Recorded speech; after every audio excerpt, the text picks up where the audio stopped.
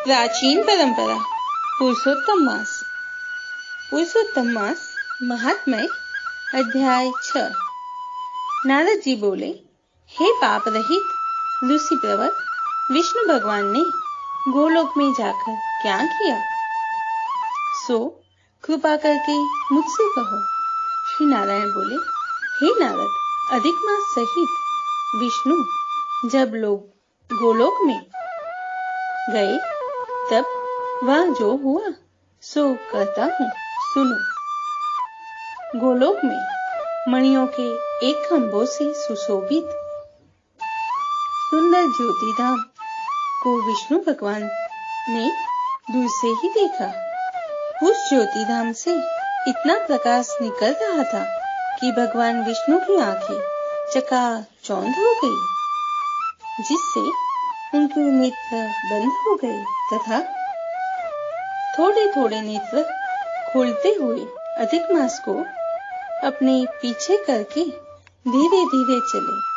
भगवान श्री कृष्ण के मंदिर के पास पहुंचकर वे अधिक मास सहित विष्णु आनंदित हुए। तब हरि के द्वारपालों ने उठकर उन्हें प्रणाम किया। फिर उन्होंने ज्योतिर्मय भगवान के द्वार में अपने मीचे हुए नेत्रों से ही प्रवेश किया और वहां जाकर शीघ्र ही पुरुषोत्तम भगवान श्री कृष्ण को नमस्कार किया। रत्न जटित सिंहासन पर गोपियों के बीच में बैठे हुए ऐसे श्री कृष्ण के सन्मुख खड़े हुए रमानाथ विष्णु जी हाथ जोड़कर बोले, गुणों से परे गोविंद, अद्वितीय अक्षर, अव्यक्त, नाश रहित, विग्रहवान, गोप वेशधारी, बाल्यावस्था वाले, शांत गोपीनाथ, मन को हरने वाले, नवीन मेघ के समान श्याम रूप, करोड़ों कामदेवों के समान सुंदर, वृंदावन में रासमंडल में बैठे हुए पीतांबरधारी, सौम्य मूर्ति, तिरछी मनोहर आकृति वाले, रास लीला के स्वामी, हाथ में मुरली धारण करने वाले अच्युत भगवान मुझ पर प्रसन्न हो।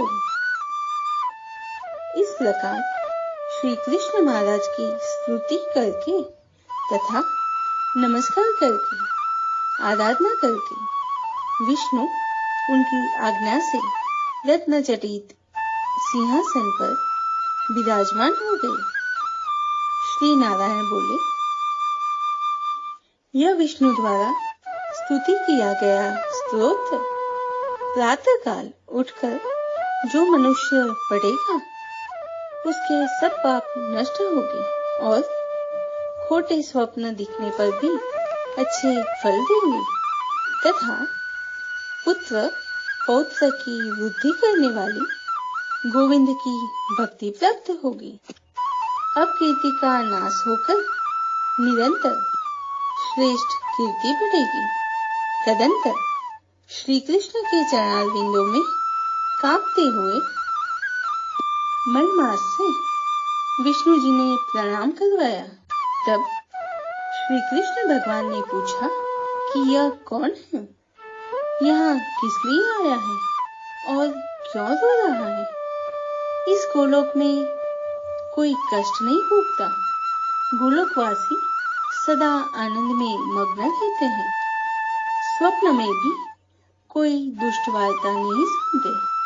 हे विष्णु, यह मेरे आगे दुखी नेत्रों से आंसू बहाता हुआ थर थर कांपता हुआ क्यों खड़ा है। श्री नारायण बोले, नवीन मेघ के समान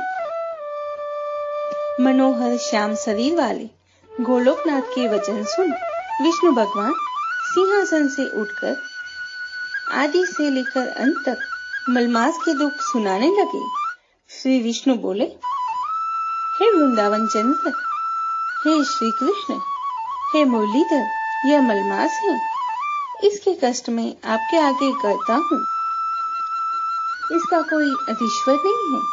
इस कारण इसे मैं यहाँ लेके आया हूँ। आप इसके दुख को दूर करो। यह अधिक मास सूर्य की संक्रांति से रहित है, त्याज्य है, अपूज्य है और शुभ कर्मों में सदा वर्जित है।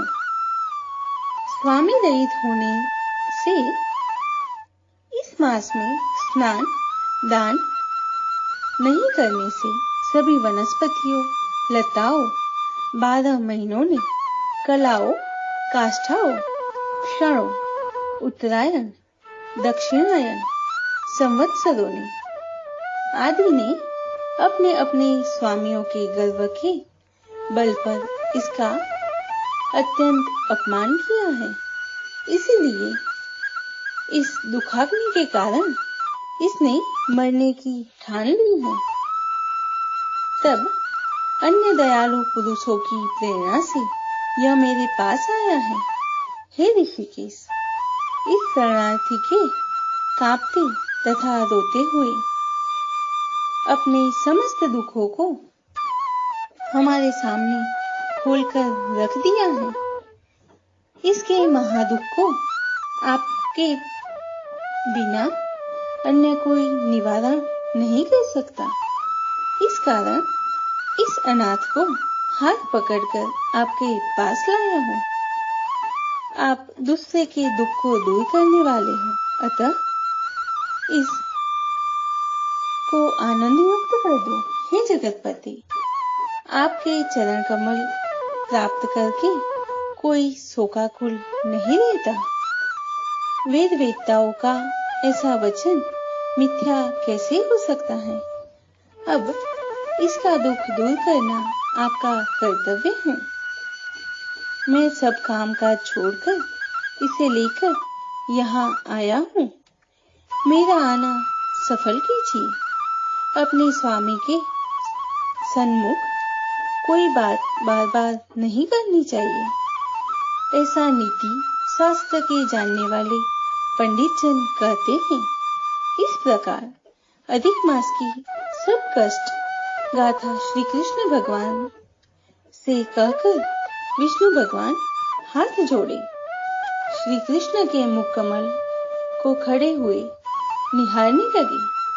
ऋषि बोले, हे सूत जी, आप श्रेष्ठ वक्ता हो। आप दीर्घ काल तक जीवित रहे। आप सेवन करने योग्य हो, ताकि हम आपके मुखारविंद से हरि लीला रूपी कथा अमृत को सदा पीते रहे। हे सूत जी, विष्णु और श्री कृष्ण का संवाद विश्व का कल्याणकारी है। फिर गोलोकवासी श्री कृष्ण ने क्या कहा और क्या बताया, वह कहिए। हे सूत जी, नारद जी ने नारायण से क्या पूछा सो कहे, क्योंकि परम भागवत नारद जी के प्रति कहा हुआ नारायण का वचन हम तपस्वियों को परम औषधि है। पुरुषोत्तम मास अधिक मास की खूब खूब मंगल बधाई। ओम नमो भगवते वासुदेवाय। पुरुषोत्तम भगवान की जय।